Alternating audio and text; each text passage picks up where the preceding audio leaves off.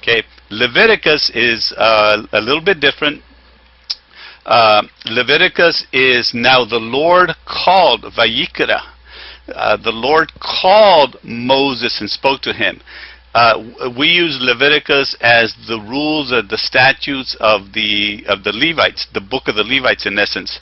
But he uses it, or the Hebrews look at it a little different. And the more that I looked at it, the more that I liked it. Called, because that's a different thing.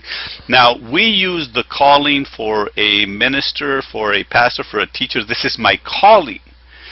Jesus used a phrase that says, many are called, but few are chosen. So the calling is to many, but he chose few. So the Lord called Moses. Okay, but that name is Vayikra, and called Vayikra et Moshe Waber Yaheh Eleah. So the Lord called Moses. Vayikra is the way that you pronounce it. Now Leviticus is a little bit different. So we say that the law of Moses is basically the commandments. Some of us think that there's only 10. But it's actually a lot more. Like I said, over 600. Some are for priests, some are for women, some are for the leaders, some were for the people in general, some were to describe the ordinances or the seasons, the feasts. You know, so there was a little bit for everybody.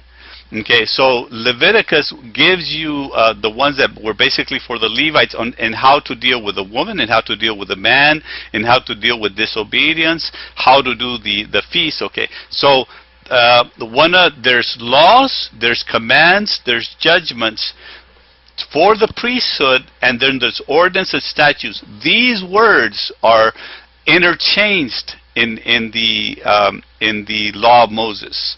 You know, if you will follow all my commands and statutes and ordinances that I have placed before you, and Abraham followed all the commands, the ordinances, the statutes. So these are interchanged. Law is Torah, is the instructions. So law covers all of the instructions, whether it's something that the Lord commanded Israel to do, or this is an ordinance that the Levitical priesthood would follow, or these are statutes unto you forever. 3 times a year you will come in, and 3 times a year you will come before me, and this will remain a statute unto you forever, from generation to generation. So these are interchanged quite a bit, but they have different meanings. I'm not going to get into that, but I'm just telling you, Leviticus is not just for the Levites. It's a collection of all of them put together. Okay, so let's talk a little bit about the call to the chosen. I want to spend a little bit of time on this.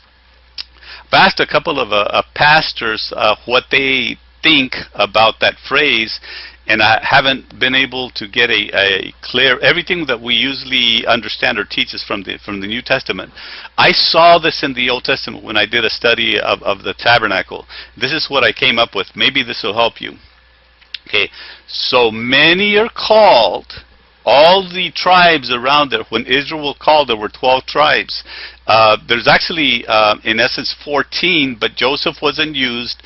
He was substituted by Manasseh and Ephraim, and the Levites were put around the tabernacle. So somebody had to take their place of Joseph and Levi. So, but many were called, you know, but there were some that he chose. So the called were the tribes, the one around, or everybody. The calling is for everybody. Whoever will hear my voice, whosoever will. Whoever hears my voice. Okay, I stand at the door and I knock. Okay, so, but the chosen were the Levites. He called all of Israel, but when they had set everybody by tribes, he says, don't count the Levites, the sons of Levi. Don't count these out, because these I'm going to redeem. So he made a deal. He says, for all, he says, when you went through the Passover, or when the angel passed over, he says, your sons were redeemed. He says, your sons were spared. And because I spared all your sons, I'm going to give them back to you, your firstborn. But in exchange, I want the Levites. Because I'm going to take the Levites, I'm going to redeem them for your sons. I'm going to exchange them. And then I'm going to give these, and I'm going to give these to Aaron, who's going to be the high priest, and to Moses, so that they will work. I have chosen them to carry the ark. And then, so out of the Israelites, he picks the Levites, out of the tribes of Gershon, Kohath, and Merari. Out of these, he picks the Kohathites, in order for the priesthood to come out of there, and then, which would have been Aaron's sons, and then the Kohen Gadol, which is the high priest, would be Aaron. So he picks the Israelites. Out of the Israelites, he picks the Levites. Not all of them are priests. Only the ones from Kohath or the Kohen would be the priest, and those would be directly from the lineage of Aaron. So many are called, but few are chosen.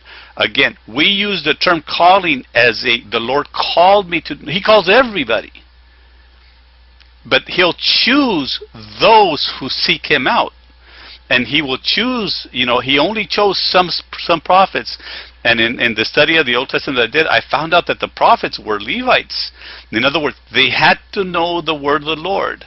It wasn't a random thing. He didn't pick somebody from the tribe of Issachar in order to become a prophet.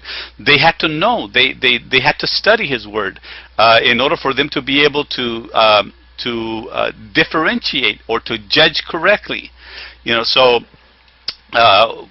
we may have that mixed up. Now, we use calling from the New Testament, which comes from the Greek term vocation, or the calling, a vocal speaking out, or our vocation. So that we kind of mix those up. But in the Old Testament, He called a nation, but He chose a few.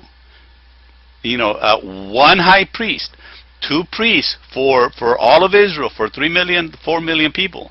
And then when you get into the prophets, He would pick. When you get into the kings and the prophets, he picks David, He picks Solomon, and then He picks the prophet out of each one. But each one of the prophets were in my estimation, Levites, for the ones that I could look up. So many are called, but few are chosen. So let me show you a little bit more of that from the New Testament. In chapter 2 of Matthew, there is where a king puts together a banquet, and it says that the king sets up a banquet, and then he runs into this individual that is sitting there but isn't dressed properly. So he says to him, "Friend," I went and looked up the friend, because I don't think in the Hebrew they would be saying friend. But it's in the Greek. So etarie, or means clansman. How did you come in without a wedding garment? How did you get in here not knowing how to be dressed? And then he said that he was silent. The man said that he was silent. The king says, "Well, take him out, cast him, bind him, whatever, and throw him out. For many are called, but few are chosen." So then I went and looked up at this word in the Greek. And in the Greek, it means clansman or tribesman, or you're one of us. Shouldn't you know how to dress for a wedding? Don't you know the instructions for using the apparel in a wedding? You know better than this. But because you have disrespected me, and you thought this was just a casual thing, or you didn't care enough to dress appropriately, you not only do you embarrass me, but you also dishonor me. And this is that anger of get him out of here, take him out of here. He should have known better. He should have known the instructions. Friend doesn't give you that. Clansman does, or tribesman, or brother, or one that should know what the wedding garments of the party should be. That's the story, because many are called, but I'm only going to choose a few, and those that choose know the instructions. They know the process. They're not stuck up I don't have to have a tie in order to preach. Right, you don't have to have one. But if you honor the position, then it might be a good idea for you to, because otherwise it gets in the way. More and more I see pastors and getting a little bit more and more casual. I guess that's fine, that's okay, But then the people that we're speaking, we're teaching, are only going to know what levels we have set. So either you know the wedding, either you know the instructions, the wedding garments. The priest was not allowed to come in a t-shirt and blue jeans, to the tabernacle, in essence, or casually. No, they had to put on white linen in order to be able to perform. That was the instructions. So this is what Leviticus is. This is what the law of Moses. If you don't know the instructions, very difficult for you to get into the New Testament and make sense of it. You're going to come up with your own interpretations of what it says based on your understanding of the English, based on your understanding of the Greek. But the instructions are what set everything into play, and this is what the king is saying. Another one.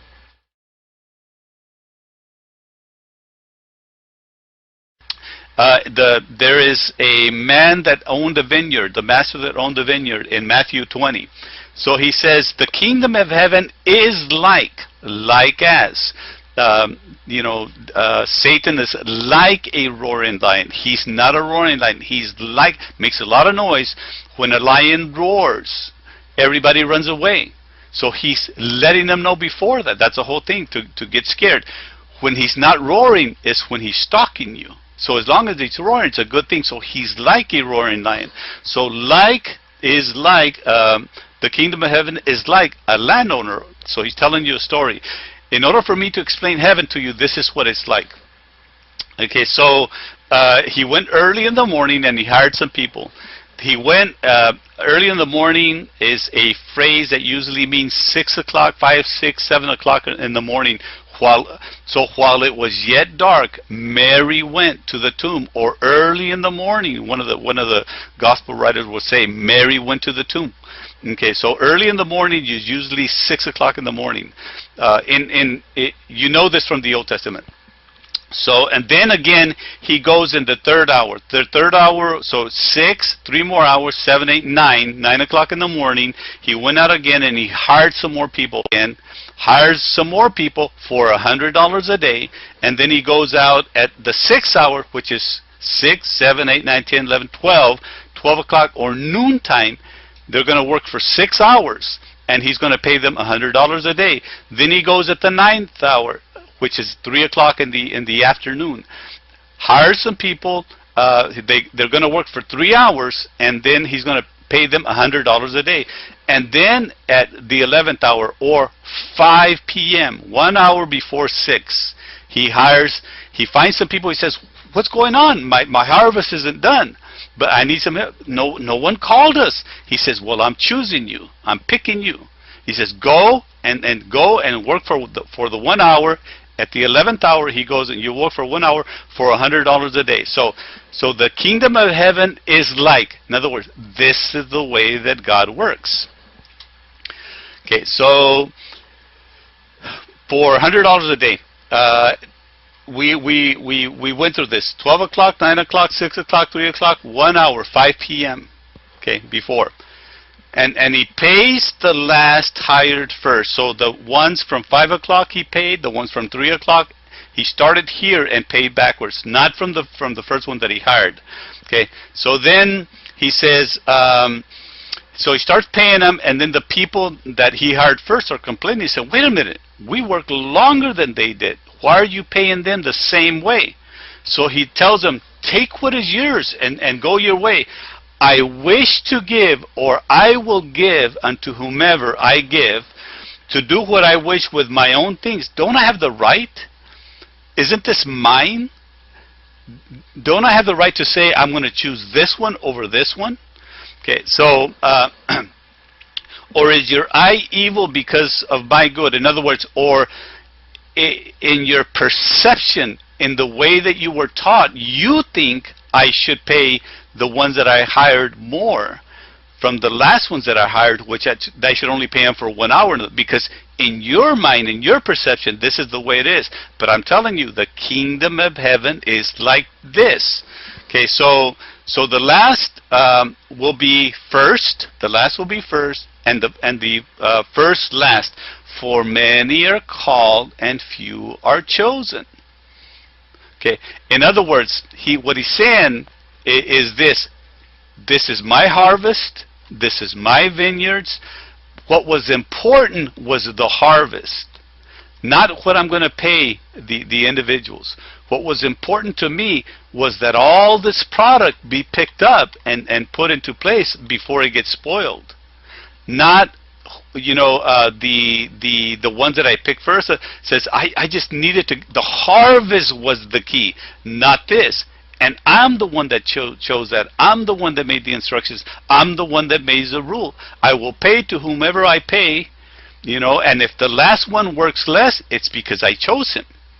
Okay, that's in essence what he's saying. So let me clarify that a little bit more for you. Okay, 1 Corinthians 12. Concerning spiritual gifts, the very first verse says, "Now concerning spiritual gifts, I would not wish for you to be ignorant." Concerning spiritual gifts, the gifts part is not there in the original Greek. It's concerning the work of the Spirit. I don't want you to be ignorant. Then he goes into the gift. Gift simply means something that is freely given. But what is given is the Holy Ghost. That's the gift. We think, or we interpret 1 Corinthians 12, where it talks about the gifts, that each one of the individual gifts are the gifting. No.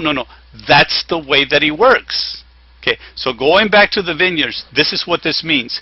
There are differences and diversities, and distributing. These words are all the same word in the gift. It means to divide. It means to give. In the Greek, it means to divide. So when we look it up in the Greek, we think, oh, then this one, the gift of wisdom, is given to this one. He divides to whomever he will. And to this one is given the gift of knowledge. So he's dividing. But that's not what that means. The gift is the Holy Ghost. How he works in all these different ways. But this is what I saw. It just stuck out to me. He says there are diversity of gifts, but the same Spirit. There are differences of ministries, but the same Lord. And there are diversities, diairesis of activities. This is the Greek on that, which basically means to divide. Okay, but it is the same God, or same Spirit, same Lord, same God that works all in all. But the manifestation of the Spirit is given to each one for the profit of all, for the harvest. So the gift of wisdom isn't something that you can pick up and say, I've got the gift of wisdom. I've got the gift of prophecy. I've got the gift of healing. You know, this is that's what I have. No. It's the Holy Ghost is the gifting, and He will work whatever He needs to the profit of all. And then the last part of it is what really stuck out to me. See, as He wills, or according to His purpose, or as He needs. So if He needs healing in a church, then He will work through that person. If He needs wisdom, He will work through the same person. If He needs the gift of knowledge, that same person can have the working of that one Spirit according to the way that He needs. Not divided, or just all I can do is the word of wisdom. That's all that I can do.